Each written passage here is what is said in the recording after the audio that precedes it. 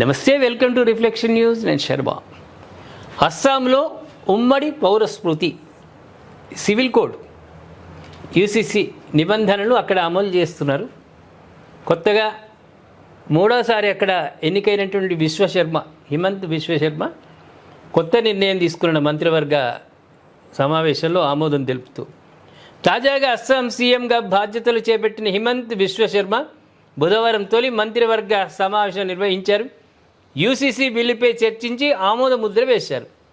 ఎన్నికల ప్రచారంలో ప్రజలకు ఇచ్చిన హామీని అమలు చేయబోతున్నామని ముఖ్యమంత్రి పేర్కొన్నారు. ఉత్తరాఖండ్, గోవా, గుజరాత్ రాష్ట్రాల్లో ఉమ్మడి పౌరస్మృతి ఇప్పటికే అమల్లోకి వచ్చినట్లు గుర్తు చేశారు. కానీ తమ రాష్ట్ర అవసరాలకు తగ్గట్టుగా మార్పులు చేర్పులు చేసినట్లు ఆయన వెల్లడించారు. ఎవరి ప్రాంతాల్లో వాళ్ళ అవసరాలను బట్టి అక్కడ మార్పులు చేర్పులు చేసుకోవచ్చు. గిరిజన జనాభాను యూసీసీ పరిధి నుంచి పూర్తిగా మినహాయించామని ఆయన తెలిపారు. మిగతా రాష్ట్ర ప్రభుత్వాలు కూడా యూసీసీ కోడ్ను అమలు చేయాలి.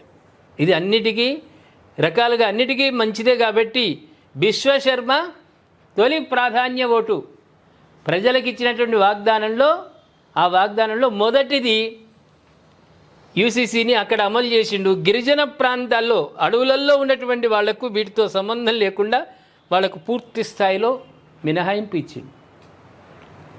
దీనిపై పూర్తిగా మనం రిఫ్లెక్షన్లో ఇది ఎంతవరకు ప్రభావం చూపిస్తుంది, దీనివల్ల లాభమా నష్టమా, మిగతా పార్టీలో అధికారంలో ఉన్నటువంటి రాష్ట్రాల్లో అమలు చేయడానికి వాళ్ళకి ఎందుకు అడ్డంకులు వస్తున్నాయి, ఎందుకు అంతగా బాధపడుతున్నారు, దీనివల్ల నష్టమా లాభం గురించి మనం రిఫ్లెక్షన్లో ప్రత్యేకమైన ప్రోగ్రాంలో మనం చర్చించుకుందాం. కానీ ఇప్పుడు మొట్టమొదలుగా ఇక్కడ మిగతా రాష్ట్రాల్లో కూడా ఇది అమలవుతూ ఉంది. అందుకు అనుగుణంగా అస్సాంలో కూడా ఆయన ఉత్తరాఖండ్, గోవా, గుజరాత్ రాష్ట్రాల్లో ఆల్రెడీ ఉమ్మడి పౌరస్మృతి అమల్లోకి వచ్చేసింది. ఇప్పుడు అస్సాంలో కూడా ప్రారంభమైంది. మిగతా రాష్ట్రాల్లో ఎందుకు కావడం లేదు, దాని గురించి పూర్తి విశ్లేషణ మన రిఫ్లెక్షన్ న్యూస్లో మీకు చెప్పడానికి మా టీం అంతా కూడా సిద్ధంగా ఉన్నారు. దాని గురించి పూర్తి వివరణ అతి త్వరలోనే మీ ముందుకు వస్తుంది.